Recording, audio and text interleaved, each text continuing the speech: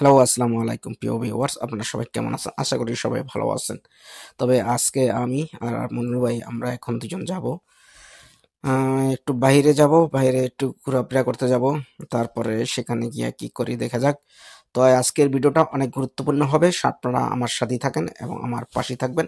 ভিডিওটা একটু স্কিপ করবেন। আর যারা তো এই দিন আপনারা বললাম যে মনির ভাই আর আমি এখন যাচ্ছি মার্কেটে, ঠিক আছে। তো ঘুম থেকে ওঠার পরে 12টা বাজে, এখনো কিছু খাওয়া দাওয়া হয়নি আমাদের। কি খাইছেন কিছু আপনি? কিছু না। I zero zero. তো এখন বাজে 12টার উপরে বাজে নাকি?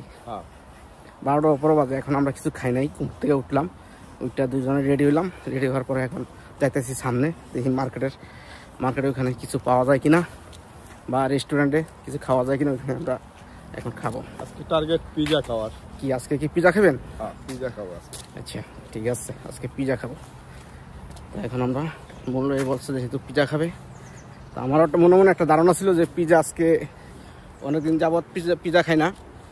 ইঞ্জিনিয়ার থাকতে খাইতাম, এখন ইঞ্জিনিয়ার চলে যাওয়ার পরে আবার প্রথম খাবো। তো আপনি দর্শকদের আপনি দাওয়াত দিয়ে দেন, পিজা দাওয়াত। তো আপনারা যদি পিজা খেতে চান অবশ্যই কমেন্ট করবেন কোন ধরনের পিজা অবশ্যই দেখাবো আজকে আপনাদের এই ব্লগেই, ঠিক আছে। দেখাবো আমরা কি খাচ্ছি এবং কোথায় যাচ্ছি। যারা ডেনমার্কে আছেন এসে পড়ুন তাড়াতাড়ি। ডেনমার্কের রাস্তাগুলো দেখছেন কত সুন্দর।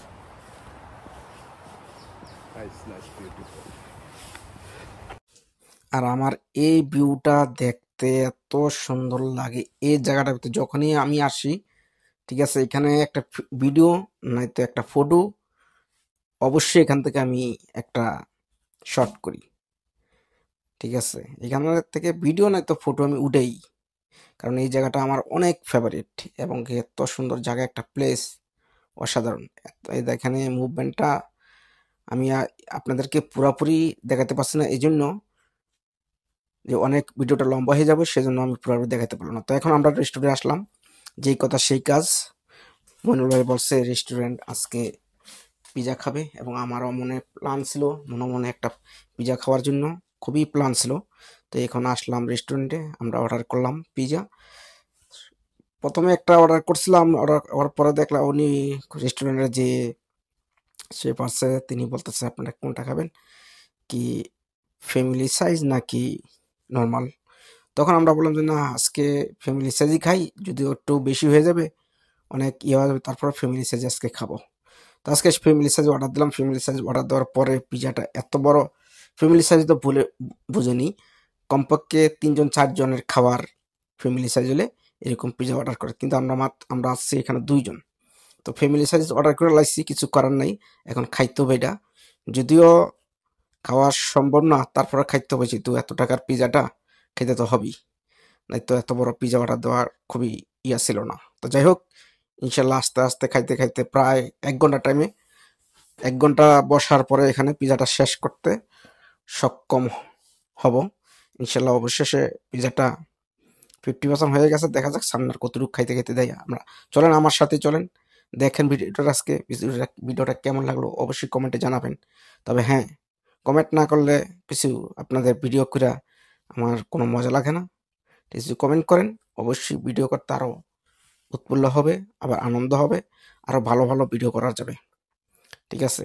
তো আজকের ভিডিওটা কেমন হলো অবশ্যই কমেন্টে জানাবেন। আর যারা এখন আমার পেজটাকে ফলো দেন নাই, ফলো দিবেন। যারা ইউটিউব চ্যানেল থেকে দেখছেন, ইউটিউব চ্যানেলটা সাবস্ক্রাইব করেননি, অবশ্যই সাবস্ক্রাইব করবেন। তবে ডেনমার্ক থেকে আমি যতটুকু ভিডিও করছি, আশা করি কারো না কারো উপকার হয়েছে, একটু হলেও হয়েছে। কারণ আমার ভিডিও কোনো অকারণের ভিডিও না, আমার ভিডিও একটা তথ্য দেওয়া। যে কোনো একটা ভিডিওর মধ্যে যদি আপনি একটাই তথ্য পান, সেটা আপনার যদি ডেনমার্ক আসেন অবশ্যই আপনার জন্য একটা মঙ্গলজনক বা আপনার খুবই উপকার হবে তথ্যগুলা, ঠিক আছে। আপনাকে অনেকে অনেক তথ্য দিতে পারে, কিন্তু বাস্তব যেটা তথ্য, বাস্তব যে কথা, বাস্তব যে কাজ,